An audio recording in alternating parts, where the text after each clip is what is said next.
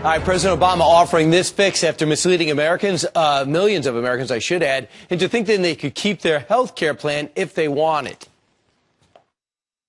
Insurers can extend current plans that would otherwise be canceled into 2014, and Americans whose plans have been canceled can choose to re-enroll in the same kind of plan. Well, our next guest, a former health insurance agent, says the president's fix is more like a rental program and may make things worse.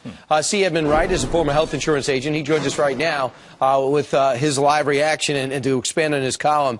Edmund, first off, the president's going to meet with insurance executives today and urge them to reinstate those who have been canceled for a year. Why isn't this good politics? Why isn't this a good move?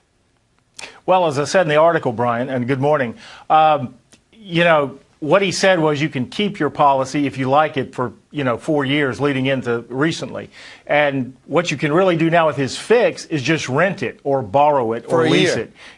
Right, for 1 year. It's like, okay, we're canceling the new Coke and you can have Coke Classic, but only for a year. It's just an absurd fix. It didn't fix his promise. I think he used the word you can keep it, period. Well, keep it, period is not 1 year. Keep it, period means as long as you want it. So he didn't fix his promise, nor did he fix the underlying insurance problem, because a 1 year death sentence on an insurance policy, Brian, that just guarantees that insurers and customers are going to go after each other as hard as they can. We all know people who, brag about screwing their insurance company, and we all know people who, get that treatment from the insurance company. Well, with a 1 year guaranteed divorce, all bets are off on that. It's just not workable. But did the president effectively, in your mind, shift the burden onto the insurers, because he stood up there a week ago and said, my bad, insurance companies, you have my permission now to reinstate. So now is all the pressures on the insurance companies to contact their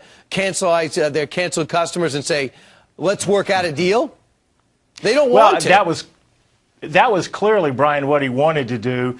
Whether he was effective, I guess we'll have to see how things play out. But I really think his credibility took such a hit here. I don't think it will be effective. I think the good news in all of this train wreck is that people are understanding a little bit more about what the foundation of insurance is and how it works. And that's what I tried to get across in the article with a lot of humor and analogy, was just show how this whole notion of Obamacare was a train wreck from day one, and how this fix doesn't fix anything. The train is still going to wreck.